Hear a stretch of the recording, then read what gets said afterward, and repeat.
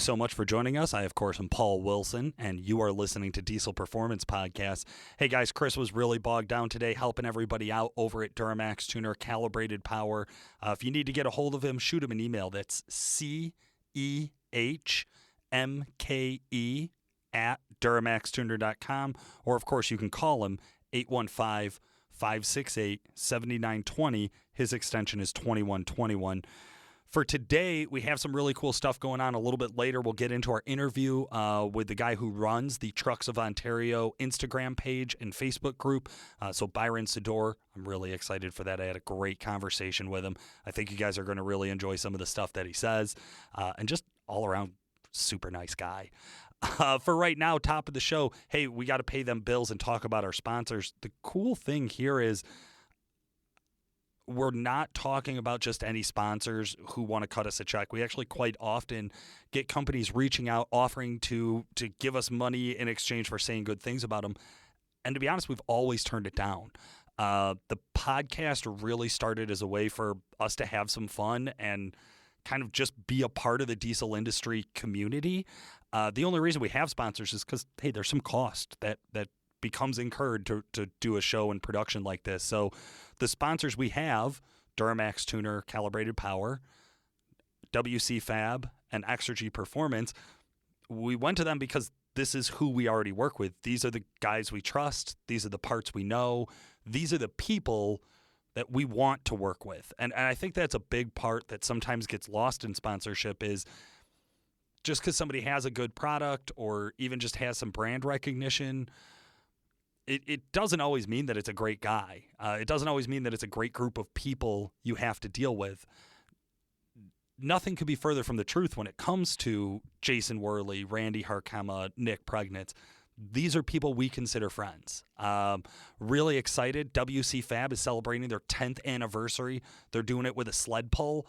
It's coming up in September. I'm so proud to be a part of the sponsorship and so excited to be able to go to that pull and really just have some fun over the summer with those guys. And, of course, Exergy Performance, near and dear to our hearts every time we turn on a diesel truck around here because almost all of our trucks have some sort of modified fuel system component that we got from Exergy. So, hey, if you're shopping around and you're looking for some really knowledgeable resources, some really nice people, and some really great products, please reach out to our sponsors. Like I said, the guys at Duramax Tuner, Exergy Performance, and WC Fab. For today, I'm going to jump straight into the episode, and I'm going to get us over to talking to Byron Sedore from Trucks of Ontario.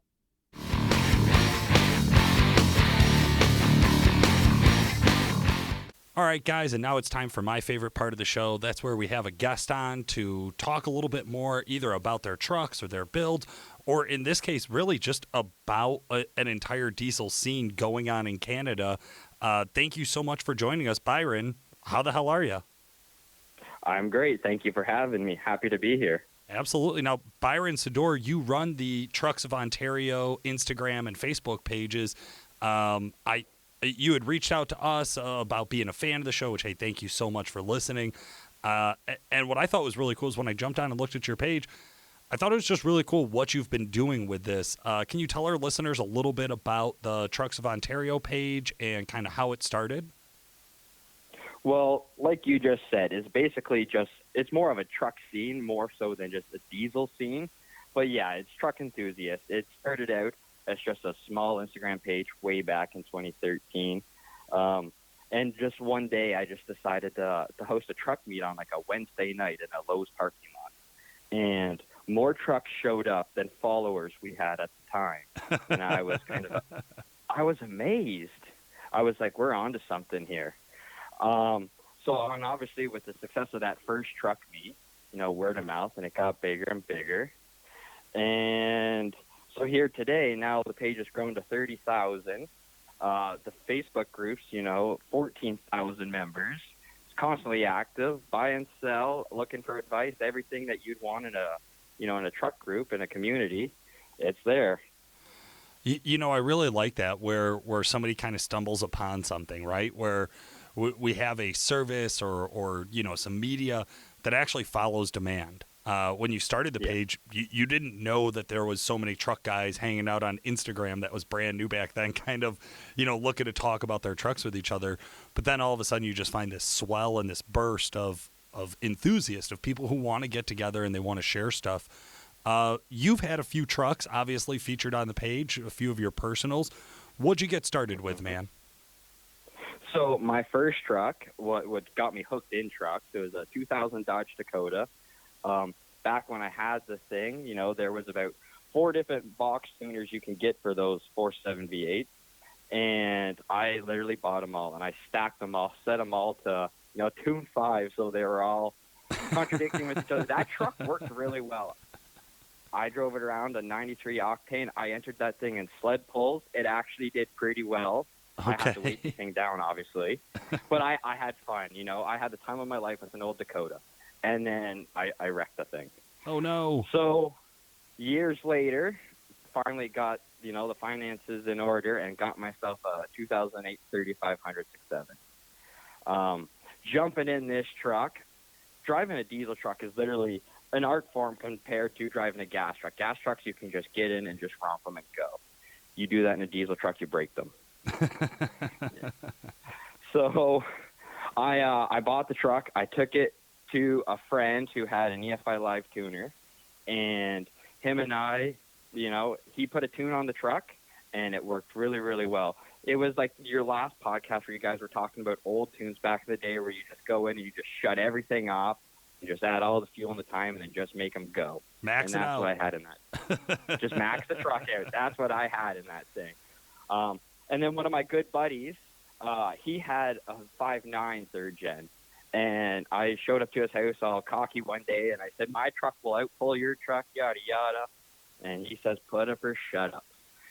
So we grabbed the chains, and we went out in the street in front of his house, and we hooked chains to this truck. We got video of it, and we posted it on YouTube, and it's hilarious the amount of views this thing has had. Even Richard Rollins from Gas Monkey Garage shared this video. I pull this 5.9 truck, and driving home from his house, my truck is just acting all crazy.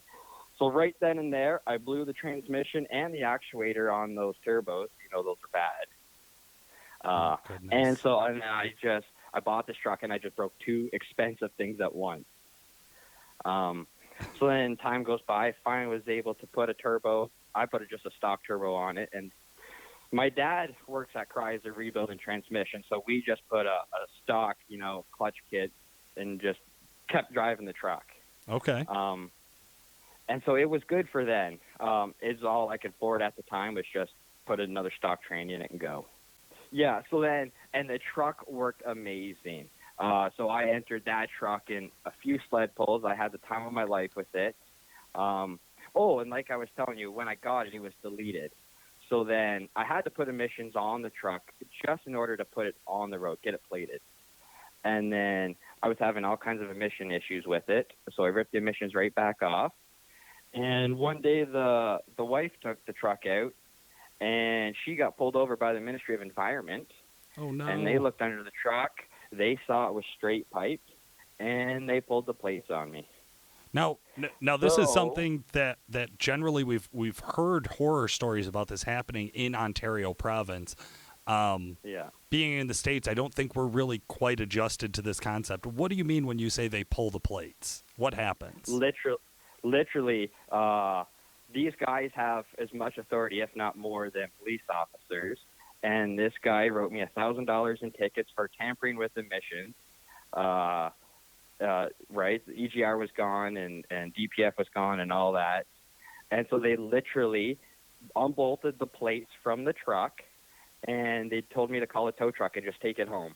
And in order to put plates back on the truck, I would have to put emissions on, pass an emissions test, and then I could get plates back. Oh my! But God. when you make better power and better fuel economy, why would you go backwards?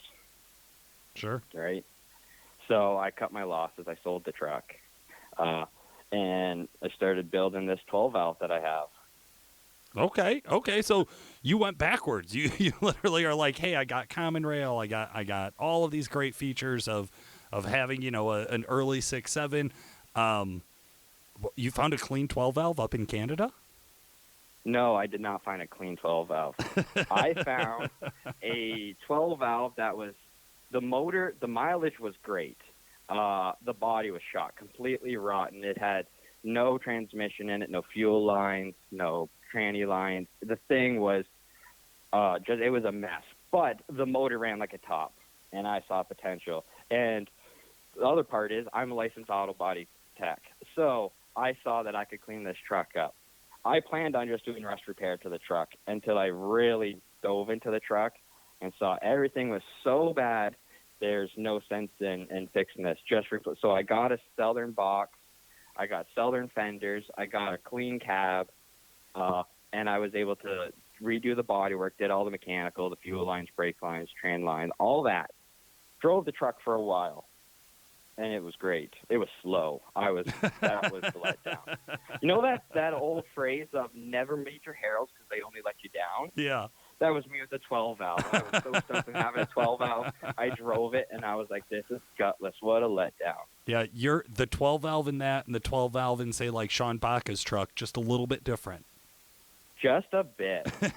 So then I drove that for a while. And then, got the finances together again, and I took the truck to go get a built trans. So it's got a 47 RE that has a trans rated for 650 horse, and timing's adjusted at 17 degrees. Every single thing, like aftermarket part, you can put on a pump. It has, so the pump's as cranked up as can be until you literally, take it off the motor and put it on a bench machine, and all that works. It was like boost elbow, all that stuff. So basically, I'm squeezing everything I can out of stock turbo and stock injectors. It does have 4K governing springs. It's got heavy-duty valve springs. Did the front seal and rear seal when we had everything apart. So the truck's ready to rock. Like I said, it's built with stock turbo and stock injectors. So that is the next thing on the bucket list to put in the truck. What do you do with this truck? What's the purpose of this truck for you? Basically, no, it's just a cool daily driver. I don't haul nothing. I'm like I said, I do auto body, so I take my lunchbox and I go to work. So I just have this overbuilt grocery getter. When I did pull it last year, I love truck pulling. Obviously can't do anything this year. Sure. So I'm just an enthusiast that just has this truck that I love to take care of it, and I like to take it out and go for drives and show it off. And I take it to old guy car shows. Old guys love this truck because they know that it's no computers in it. They love their old mechanical stuff. Yeah. What a cool concept. And I think I've talked about this on the show before. There is just something about being impractical with your vehicle that just puts a smile on my face, where there's no logic behind what you've done or what you're doing. And that really makes me happy, because it is something that you're just doing for the passion of it. You're doing just something for fun. And I think that's really cool, man. Now, your trucks have evolved and your goals have evolved over time. And the page has blown up by far. But so have your events. So some of the events, I know you said you started in just a Lowe's parking lot, like, hey guys, let's hang out and look at each other's trucks. What has that grown into? So that had grown into, continually doing the parking lot meets. So, we'd go to Walmart, and up here we have Canadian Tires and just hardware stores after hours when they close the stores down, the parking lots are empty. We post on the Instagram and Facebook, hey, meet at this parking lot at, 8 o'clock at night or whatever have you. And next thing you know, hundreds and hundreds of trucks show up. We just fill the parking lot. And it makes me go, we're on to something here. So then, having this criteria of Trucks of Ontario, I've had to expand. I can't just do the same little towns around me. So we have gone, I plan road trips, and I drive to cities 4 hours away and rent a hotel room for the night. And I do these parking lot meets in these cities far away, just so that, I have the merch and swag. I sell the T-shirts and the sweaters and stickers and lanyards and all that stuff. And so I can get these stickers out on trucks 4 hours away if I go to these other cities. I've gone north, south, east, west, everywhere. and they've all been successful in every city I go to. And then one time I was going to do one up in this little northern, cottage town called Huntsville, and I was going to do it at the Canadian Tire there. And the folks over at MBRP Exhaust caught wind that we were doing this, and they said, "Don't do it at that parking lot. Come to our facility." I had no idea that MBRP was like in my own province. I figured they were American or something. I had no idea. I was naive. And I was like, "Oh crap, you're here? Okay." So we went. First year was great, hundreds of trucks or so. And then the next year after, we're like, "How do we make this better?" So we put our heads together, talked with the owner of MBRP, and he's like, "I'm okay with you guys doing a dyno day here." And I was like, "Well, let's do it." So we brought in Diesel Doctor's dyno at the time. It was an inertia dyno, and guys were just lined up to do this dyno. They loved it. And so the first year was great. And then after it was done and people saw the pictures, the videos online, word of mouth from your friends and all that, the next year was huge, and we had some insane trucks come out with full tube chassis, drag trucks with triple, 475s on there, and we had dedicated pull trucks with weight boxes on the front coming to dyno, and it was a really, really cool thing. And then the locals see the amount of black smoke going off from this parking lot that, they called the fire department thinking there was a forest fire going on. That's so cool. It was a time to be there. And then, so we kept doing that years and years and years, and it got bigger and bigger. I've done this would have been the 8th year in a row doing it, but obviously we had to cancel. Sure. So I've been doing this for quite a while. And then just last year, my wife and I knew this guy who was on the fair board to fairgrounds, and he was saying to us, "If you can get your ducks in a row here, let's do a sled pull, like a Trucks of Ontario sled pull day." And I was like, I'm obsessed with truck pulling. I would love to host my own truck pull. That would be awesome. So I started, talking with all the local businesses around here and these other companies that are all truck-oriented, and they were all on board, repair shops and all that. And they were all happy to, sponsor some money so that we could cover the fees of renting the sled, insurance, the porta potties, the security, yada, all that whole 9 yards. And we even brought in a different dyno. This time it was a loaded dyno. And so it was just very successful with how busy the MBRP events were, and they knew how awesome those dyno days were. They're like, this is going to be an even better dyno day because we got the sled pull. Back with the previous dyno days, all the big power trucks were Duramaxes and, Cummins trucks, obviously. Sure. But last year, top 3 trucks here were Power Strokes, and I was just blown away. All three, they were all like built 6.4s. Okay. Actually, no. I think one was a 6-liter, but they were 2 6.4s and a 6-liter, and these guys were all making well over 1,000 horse, creeping up on 15 was for first place. Oh my goodness! And I know a lot of trucks around here, and I've never so where these trucks came from out of the woodworks to just make this kind of power, and I've never seen them before. I was amazed. It was awesome. So we had a $500 grand prize that was sponsored for highest power, and so that went to an awesome Ford truck. And same with the sled pull. We had so many sponsors for the event that we were able to overshoot what our budget was to cover the event. So all we did is take that money and just turn up all the prizes. So all the guys that placed in the sled pull, they got even bigger prizes. It was a great event for everyone. Oh, that's awesome, man. I think it is so great when we can actually see like the whole community come together, and that's really what I think of when I look at your guys' page and I check out the group and things like that. Is here's just a lot of guys where there's gas, there's diesel, there's Ford, there's Chevy, there's Dodge. It's all mixed together, and we're all just out here to have fun. We're all just out here to see some cool trucks, do some cool shit. I think that's really admirable, man. Where do you see the future going? Where do you want to build this to? That's very unsure. Like, we got a good thing going, and I want to keep going with it. I would like to continue, like, when all this stuff going on is over with, I would like to get back and doing events. I would like to travel around Ontario and host more meets and go back to our roots and literally hang out in a parking lot and get to know people. Like, people just love to come and say, oh, hey, Byron, I just want to show you my truck and just talk about my truck. And I'm happy to talk with people about their trucks, So and backing the card up here. So, like, this event, our goal, my goal actually is going to sound a little crazy or far-fetched, but my goal is to eventually evolve to hosting a Canadian, north of the border, almost UCC aspect. I had my first show and shine, sled pull, dyno day, all in one event. I had a UCC truck actually showed up.